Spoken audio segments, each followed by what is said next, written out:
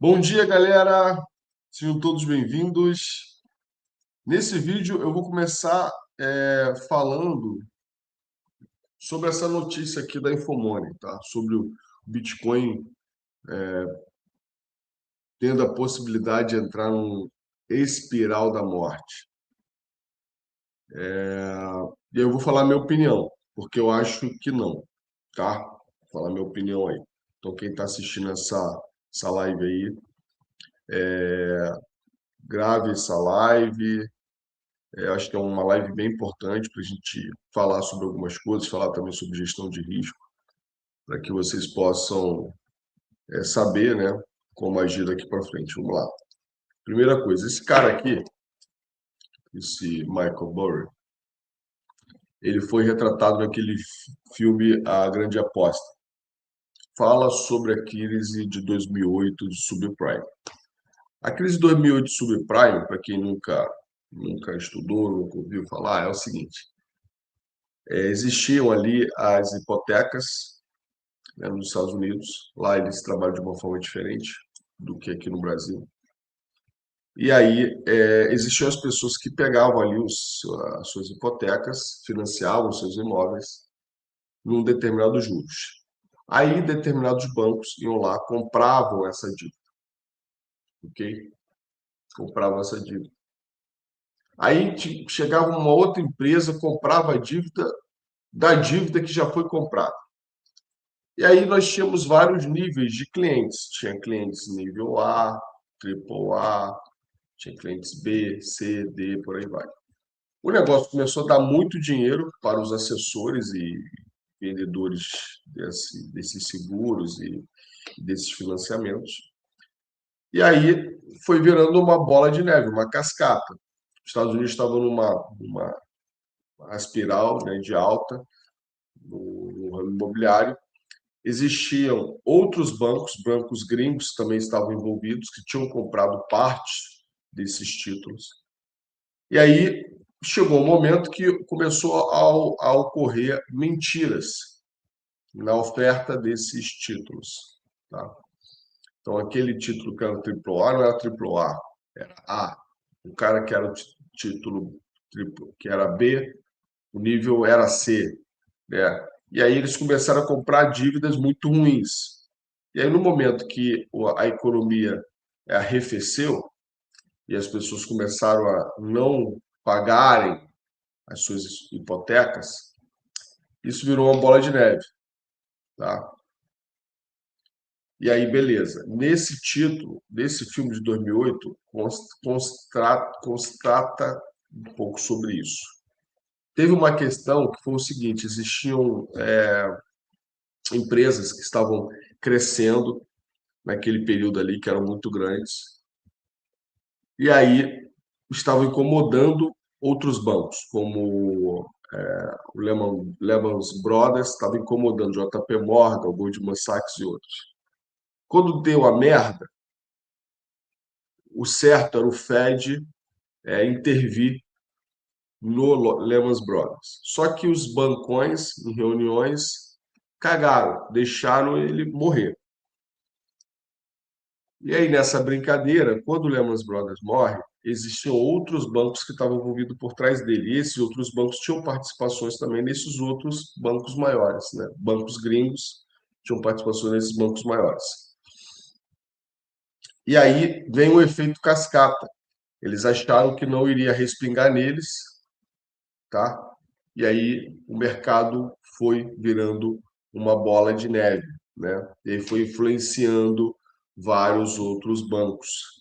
Teve uma outra questão que foi a falta de liquidez na época. As pessoas, os bancos centrais não estavam preparados para esse fato e eles demoraram para injetar liquidez. Porque o que seria liquidez? Vamos supor, você vai num banco agora, aí você precisa de dinheiro, sacar o seu dinheiro, né? Você vai lá, vai sacar o seu dinheiro. E você precisa que o seu dinheiro esteja no banco. Quando você vai no banco sacar seu dinheiro e você não consegue sacar seu dinheiro, o que acontece? Você entra em crise, né? Você entra no nível de medo, de pânico. E aí você comenta com um amigo, o amigo comenta com outro, as pessoas vão até o banco, não tem dinheiro. Isso vai criando também uma sensação de insegurança muito grande, porque o mercado financeiro, um dos motivos para que ele ande bem é a sensação de segurança. A gente sabe que se todos nós fôssemos no banco agora para sacar um dinheiro, não teria dinheiro para todo mundo. Não tem dinheiro para todo mundo. Tá? Por isso que é extremamente importante você ter Bitcoin em carteira, porque o Bitcoin é o único dinheiro que você pode dizer assim, é meu, ninguém toca. Bem, agora que a gente falou dessa informação inicial, que eu falo um pouco do subprime de 2008, e esse cara acertou a mão ali em 2008, vamos para o Bitcoin. Ele faz algumas comparações aqui que é muito diferente do que aconteceu em 2008. Primeiro, o maior valor agregado do Bitcoin, o maior valor agregado do Bitcoin é a liberdade. E vocês têm que entenderem sobre isso. Se eu perguntasse hoje para você, quanto vale a sua liberdade? Quanto vale a sua liberdade? Tenho certeza que a sua liberdade tem um valor intangível. Muitas vezes a gente só valoriza a nossa liberdade quando a gente perde. Imagina aquela pessoa, por exemplo, que está presa hoje injustamente. Porque existem pessoas presas injustamente, sabia? É uma minoria, mas tem. Né? Imagina você, por exemplo, ficar paraplégico e perder a liberdade de poder caminhar todos os dias. Você pode ser milionário, ter muito dinheiro, mas você vai perder uma liberdade básica de andar. Tem pessoas que, por exemplo, não têm a liberdade de conseguir ir no banheiro sozinho, precisa de ajuda de alguém. Liberdade é algo intangível. E a maioria de nós só valorizamos quando a gente perde. Quando a gente perde. Isso, quando a gente perde. Então, o primeiro valor intrínseco do Bitcoin é a liberdade. A segunda coisa é a questão da escassez. O Bitcoin está se tornando um ativo bem escasso. Deixa eu mostrar aqui para vocês aqui. Ele, inclusive, está mais escasso do que o próprio ouro. Atualmente, a gente tem aí 95% dos Bitcoins que já foram minerados. Tá? Só temos mais 5% dos Bitcoins que serão minerados no futuro. A gente vê essa questão das carteiras mais ricas aqui, as carteiras mais ricas, ficando cada vez mais ricas. E as pessoas que possuem pouco Bitcoin, cada vez tendo menos Bitcoins. Porque a maioria das pessoas não pensam assim, poxa, eu comprei Bitcoin nos 100 mil. Agora, nos 70, ele está com a defasagem de 30%. Com os mesmos R$ 1.000 que eu comprei nos 100 mil, agora eu vou comprar mais. Ok? Agora eu vou comprar mais.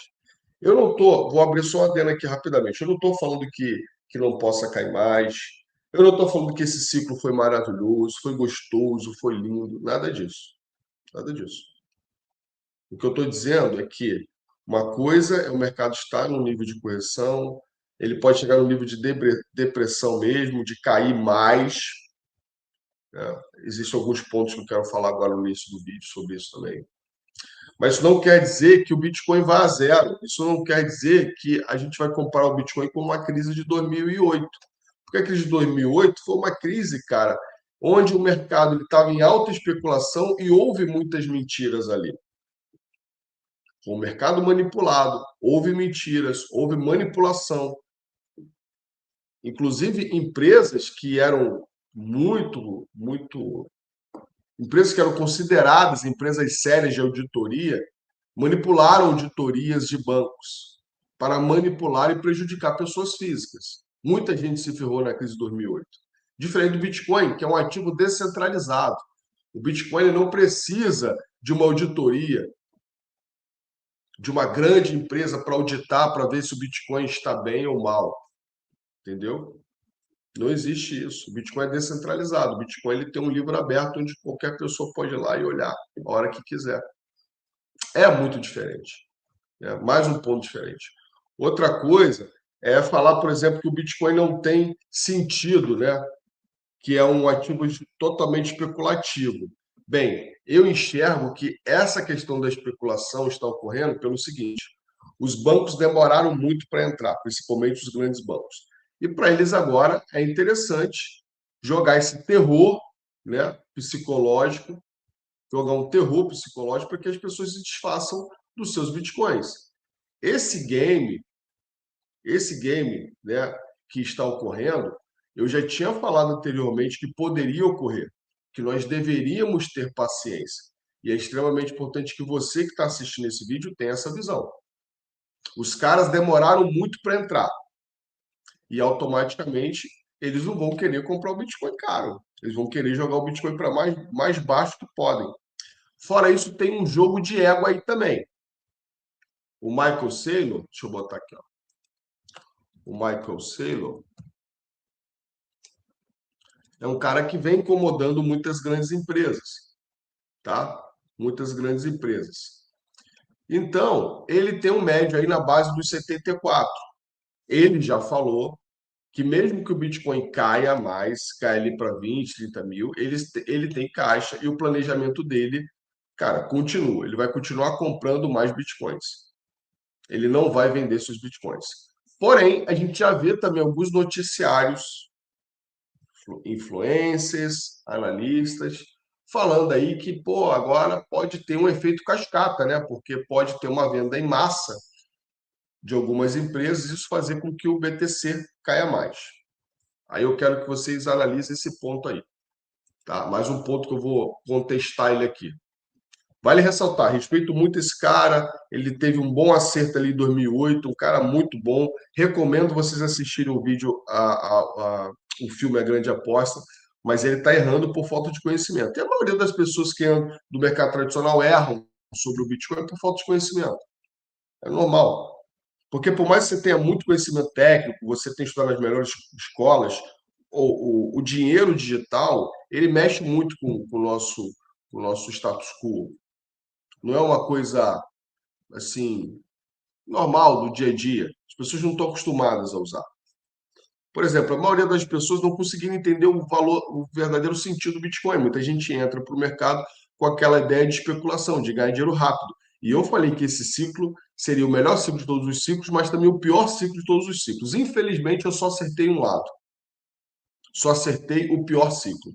Porque é o ciclo onde as pessoas físicas mais perderiam dinheiro. E eu falei isso desde 2022, 2023, por causa da entrada dos institucionais. Os caras iam manipular preço, os caras iam capturar liquidez, ia pegar stop. E a maioria das pessoas, com alta alavancagem, com gestão de risco errada, ia acabar vendendo seus bitcoins baratos ou perdendo seus bitcoins. Cara, o que tem de gente que está alavancado da forma errada não está no gibi. E por mais que a gente repita, as pessoas continuam tomando as decisões erradas, porque, cara, o que acontece? O mercado é muito sedutor, né? O mercado vai subindo, você vai acertando uma, duas, três, quatro, e aí chega uma hora que você se acha o cara, né? O picudo, perdão pelo palavrão. E você perde a mão. Então vamos lá. Aqui, uma das coisas que eu vou contestar aqui, ele fala sobre a questão da MicroStrategy e de algumas empresas que estão com grandes caixas em BTC, tá? Pensa, teve empresas, teve empresas, né, que, deixa eu ver aqui, teve empresas que compraram sim bitcoins, mas existem muitas outras empresas que ainda vão comprar bitcoin. Existe a questão ali dos estados ali dos Estados Unidos que estão criando leis referente à reserva estratégica, que isso vai favorecer também o Bitcoin para que eles possam comprar. Só que tudo isso é algo muito incipiente. Só que entra uma empresa aí que está muito alavancada, que é a empresa do Michael Saylor, que é o Michael Saylor. E aí eu vou abrir uma adenda aqui. Quem me acompanha há mais tempo sabe disso. Eu já tinha falado que essa estratégia do Michael Saylor é uma estratégia muito arriscada, muito perigosa. Eu não faria. Ele está win. Eu não gosto desse tipo de estratégia, para quem já me conhece sabe disso. Eu não gosto de estratégia win, tá? Não gosto. E ele está win. Ele fala que tem gordura que aguenta. Beleza. Agora a gente vai ver nos próximos semanas ou meses como é que vai ser. Porque se o mercado a partir de agora cair mais 50%, de 70% vai para 35%, não estou falando que vá fazer isso, mas caso aconteça, a gente vai ver como ele vai reagir. Se ele reagir bem, se ele não se desfazer dos seus bitcoins, se ele comprar mais bitcoins, aí, meu irmão, esquece, o negócio estoura de novo para cima. Agora, se ele não aguentar e ele tiver que desfazer, aí o negócio fica um pouco complicado. Agora, tem um porém que é extremamente importante. Esses caras, quando eles vendem esses bitcoins, eles não vendem no mercado de varejo, eles vendem no mercado de balcão. Então, no geral, existe a contraparte. Eles não chegam ali, jogam ali no mercado de varejo, vão lá e vendem a mercado, o preço estourar para baixo. Não. Eles chegam lá, entra para um mercado de, vê uma corretora para intermediar o mercado de balcão, e aí ele vai pegar pessoas, a contraparte, pessoas que estão interessadas ali em comprar o Bitcoin. E aí essas pessoas vão lá, vão falar o médio que eles querem comprar, e aí o seller vai lá e vai vender para essas pessoas. Todos os bitcoins naquela média de preço ali que eles combinaram. Não vai botar ali no book de oferta aqui e vai jogar o preço lá para baixo. Porque quando você entra aqui no ativo, né, você tem um book de ofertas aqui dentro da corretora. Deixa eu mostrar aqui para vocês. Você tem um book de oferta, porque eu tirei um book de oferta daqui. Eu tinha tirado aqui. Mas você tem um book de oferta aqui.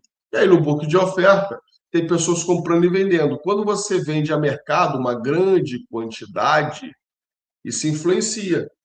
Porque se eu quero vender, por exemplo, 100 mil bitcoins por exemplo, a, vou vender aqui nessa base de preço de 71. Só que quando eu jogo ao mercado, tem gente querendo comprar a 71, tem gente querendo comprar 70, 69, 68. E aí ele vai pegando as ordens para baixo. Vai pegando as ordens para baixo. Várias camadas de preço. Quando eu vou para o mercado de balcão, eu falo, ó, quero vender a 71, 100 mil bitcoins. Aí o que vai acontecer é o seguinte, é que a corretora vai pegar a contraparte, as pessoas têm interesse em comprar, e aí todos vão comprar na base dos 71 mil. Então é assim que funciona. O que está fazendo, na maioria das vezes, o preço cair? Já comentei com vocês sobre isso. Antes, o preço ele era formado no mercado spot. O mercado spot é que formava o preço. Agora, o preço é formado no mercado futuro. Então, o mercado futuro é o que forma o preço. Beleza? E aí isso faz com que muitos players venham manipular o preço, shortando para que esse preço caia mais. Lembre-se do documentário que eu pedi para vocês assistirem sobre GameStop. Existem setores hoje criados lá nos Estados Unidos para controlar ali a manipulação da bolsa. Tem muita gente que shorta a descoberta, manipulam o preço fora das regras da SEC, que é como se fosse a CVM nossa aqui no Brasil. Esses caras, quando são pegos, eles preferem pagar multa multimilionária e continuar fazendo do que não fazer. E a gente está falando de um mercado super regulado. O mercado cripto está num processo de regulação, está num processo de amadurecimento. Então, se num mercado super regulado eles conseguem fazer esse tipo de manipulação, imagina num mercado como esse. Tá? Imagina. Então, o que, que acontece?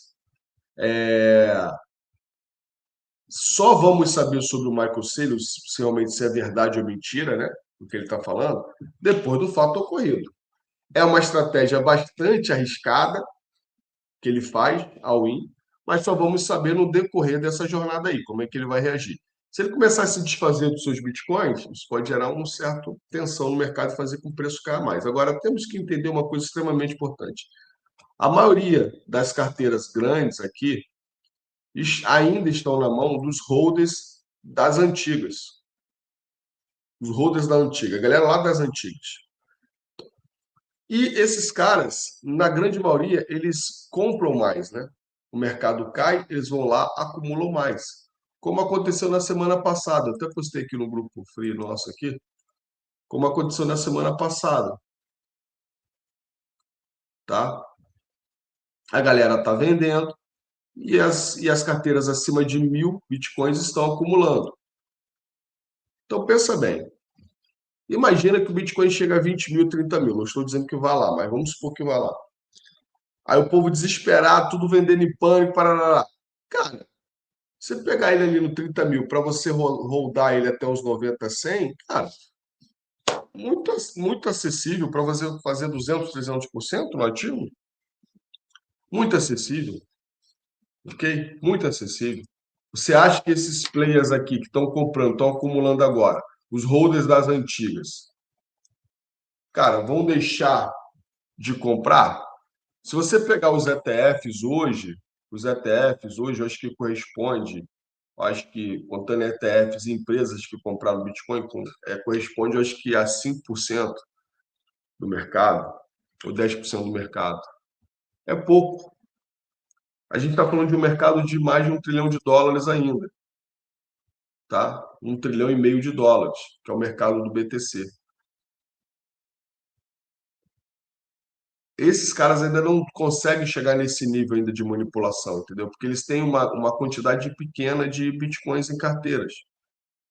A gente também avaliava um tempo atrás que poderia, com a entrada dos institucionais, os caras criarem uma manipulação para realmente acabar com o Bitcoin.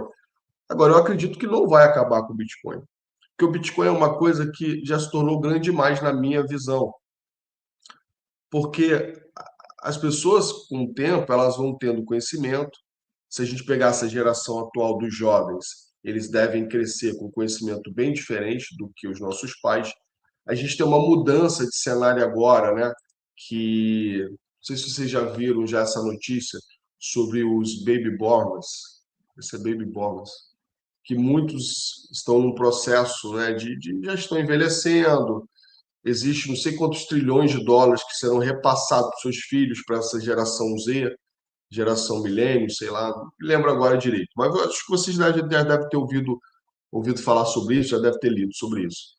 Então, essa mudança de cenário, né, dos mais jovens herdarem fortunas, dos mais jovens estarem mais abertos à tecnologia, mais abertos à cripto, é um fator bem relevante, porque essa galera mais das antigas não investe em cripto. Tem muita gente que não investe. E a galera nova, os jovens, a maioria dos jovens, se você pegar estatisticamente ali nos Estados Unidos, a maioria dos jovens eles investem em cripto. Qual foi a grande sacada do Trump no ano passado, né, nas eleições? Foi o seguinte: ele pensou, no ano de 2024, 2024 para 2023, ele pensou, cara, eu tenho que pegar os jovens, então eu vou falar a linguagem do jovem. E ele trabalhou o quê? Exatamente a questão da cripto. Uniu o agradável ali, fez um dinheiro, captou dinheiro, fez Bitcoin, fez não sei o que lá, e pegou muitos jovens ali e acabou ganhando as eleições. Tá?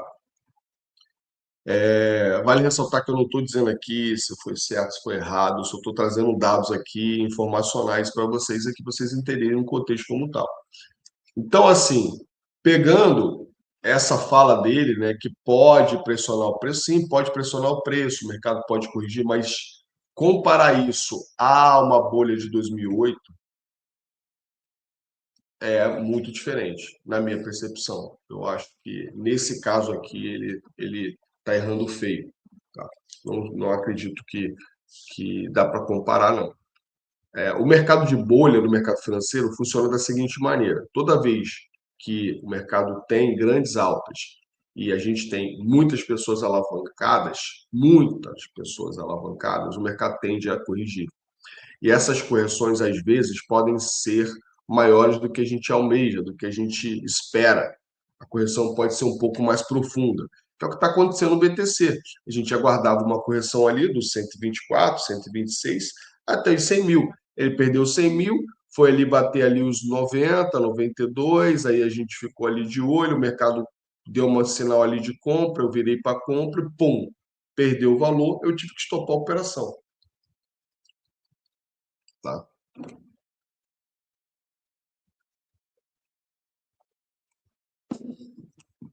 Ou seja, o mercado corrigiu um pouco mais do que a gente almeja. E aí, quando a pessoa não estopa, quando não faz gestão de risco e está ultra alavancado, a gente pode ter essas quedas generalizadas.